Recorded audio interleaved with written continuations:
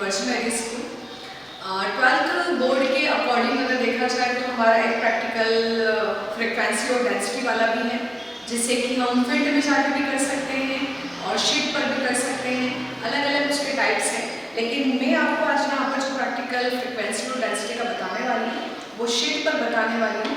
उसके लिए आपको दो तरह की शीट्स तैयार करनी है वाइट कलर की। उसमें एक शीट को आप इस तरीके से ब्लॉक के अकॉर्डिंग तैयार करिए और एक शीट को इस तरीके से कलरफुल स्पीशीज के साथ तैयार करिए। ये हमारी फील्ड है जहाँ पर हमने 5 टाइप के स्पीशीज को यहाँ पर मेजर किया है। देन आफ्टर हम इसकी फ्रिक्वेंसी और डेंसिटी को टेबल के अकॉर्डिंग मेजर करेंगे।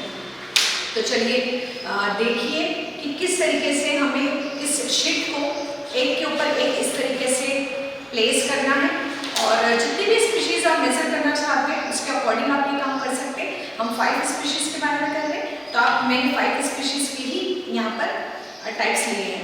आप 5 स्पीशीज को तैयार करने के लिए 5 कलर के स्केच पेन का यूज कर सकते हैं और इन स्केच पेन्स में आप ये देख सकते हैं इनके कलर मेजर करके आप इनके बारे में पूरी तरीके से तैयारी कर सकते हैं। अब हम यहाँ पर इस एक के ऊपर एक शीट को रखेंगे और फ्रिक्वेंसी और डेंसिटी को मेजर करेंगे।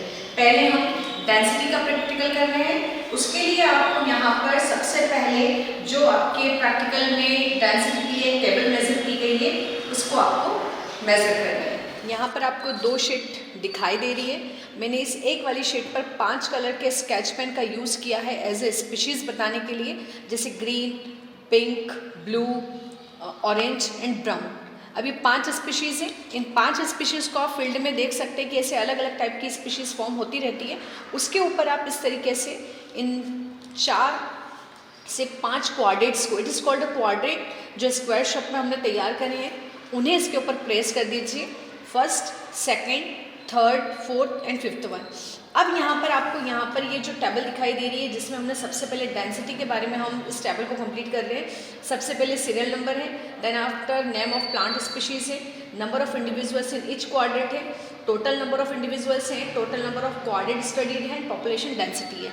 मेज़र करने का बहुत ही सिंपल तरीका है।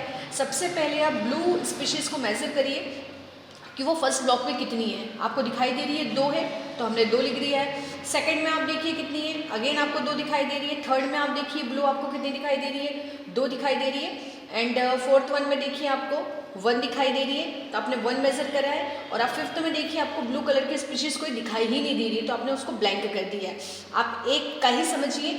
ऐसे ही हम पिंक को, ब्राउन को, ऑरेंज को, बाकी को मेजर कर सकते हैं, लेकिन मैं यहाँ आपको ब्लू स्पीशीज़ के बारे में पूरा टोटल करके बताती हूँ। अब total number of individuals in all the quadrat studied, it's called N. हम यहाँ पर इनके टोटल करेंगे 2 to 4, 6 and 7, क्योंकि एक में तो है ही नहीं, तो हमने उसके टोटल क्वाड्रेट की स्टडी कितनी करी है, टोटल 7।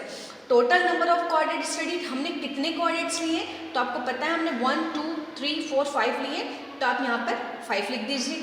अब पॉपुलेशन डेंसिटी का फॉर्मूला है n/b, तो 7 n था एंड 5 b था, तो 7/5 इक्वल्स टू 1.4। ये हमारी डेंसिटी मेजर हो चुकी है। इसी तरीके से हमको अगेन एक प्रैक्टिकल फॉर्मेशन में फ्रिक्वेंसी के बारे में करना रहता है। फ्रिक्वेंसी का प्रैक्टिकल भी काफ़ी सिंपल है। सेम हम यहाँ पर ब्लू स्पीशीज़ के बारे में समझेंगे। क्या आपको ब्लू स्पीशीज़ 5 क्वाड्रेट में दिखाई दे रही है? दिखाई दे रही है तो आप उसको पॉजिटिव साइन के हिसाब से बताइए।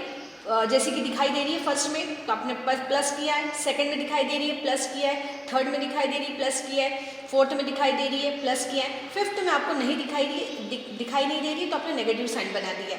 अब अगेन उन्होंने बोला है total number of quadrat in which the plant species occurred, तो आपको बताना है 1 2 3 4 में हमको मिली है, बाकी में हमको मेजर नहीं हुई है।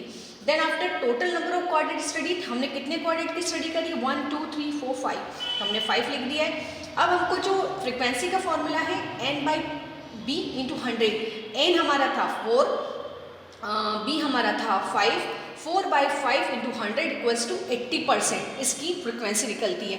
इसी तरीके से सारी स्पीशीज़ को मेज़र करके हम सारे फ्रिक्वेंसी और डेंसिटी का प्रैक्टिकल कंप्लीट कर सकते हैं, जो बहुत आसान तरीका है और इसी चीज़ को हम फील्ड में जाके भी कर सकते हैं। Thank you.